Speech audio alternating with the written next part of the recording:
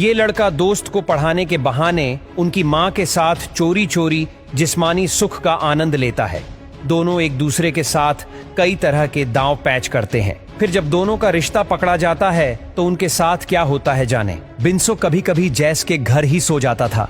आज भी वो उसी के घर में था, लेकिन उसे नींद नहीं आ रही थी। उधर मरियम हॉल में बैठी शराब पी रही थी। इसी बीच बिन्सो कमरे से निकलकर सीधा हॉल में आता है। मरियम उससे पूछती है, तुम्हें क्या चाहिए?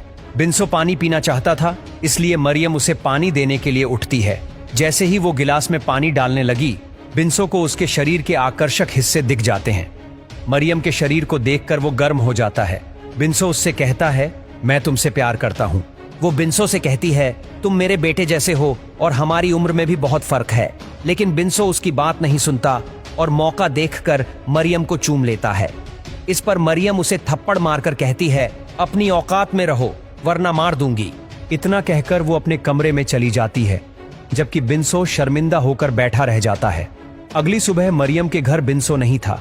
जैस उसे फोन करके पूछता है, तुम कहाँ हो?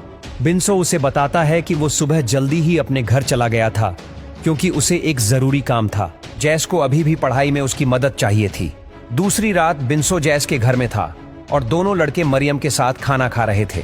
खाना खाते हुए जैस मरियम से कहता है, कल हमारा एग्जाम है और बिन्सो ने आज पूरा दिन मुझे पढ़ाया है। उसकी बात सुनकर मरियम बिन्सो का धन्यवाद करती है। कुछ देर बाद मरियम हॉल में बैठी शराब पी रही थी। मरियम ने भले ही पहले बिन्सो को थप्पड़ मार दिया था, लेकिन उसकी हरकत ने मरियम के मन में कुछ भावनाएं जगा दी थीं। काफी सोचने के बाद वो जैस के कमरे की तरफ जाती है। वो जैसे ही कमरे के बाहर पहुंचती है, तभी बिन्सो भी पानी पीने के लिए बाहर निकलता है। दोनों एक दूसरे के सामने खड़े होते हैं। बिन्सो कुछ नहीं बोलता, बल्कि मरियम को पकड़कर चूमने लगता है। इस बार मरियम भी उसका साथ देती है। जल्दी ही मरियम उसे अपने कमरे में ले जाती है और दोनों के बीच गहरा संबंध बन जाता है। अगली सुबह मरियम बिन्सो को जल्दी जगाती है ताकि जैस के जागने से पहले वो उसके कमरे में चला जाए।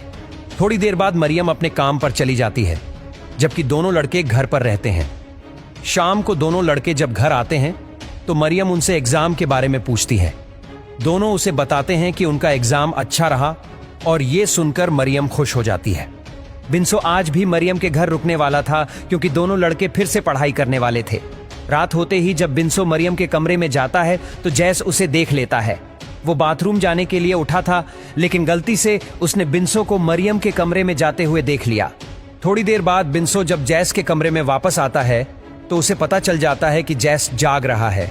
जैस को उदास देखकर बिन्सो समझ जाता है कि जैस ने उसकी चोरी पकड़ ली है, इसलिए वो उसे सब कुछ बता देता है कि वो मरियम से प्यार करता है और उससे शादी भी करना चाहता है।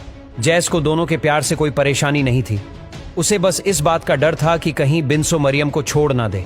मगर जब बिन्सो उससे वादा करता है कि वो मरियम को कभी नहीं छोड़ेगा, तो जैस का डर खत्म हो जाता है।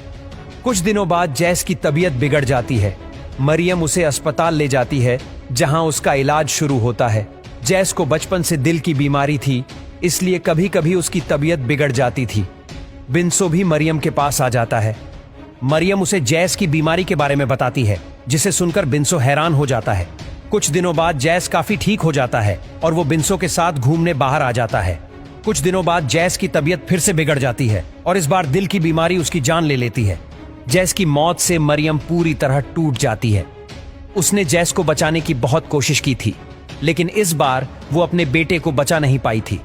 जैस की मौत के बाद मरियम उदास रहने लगती है।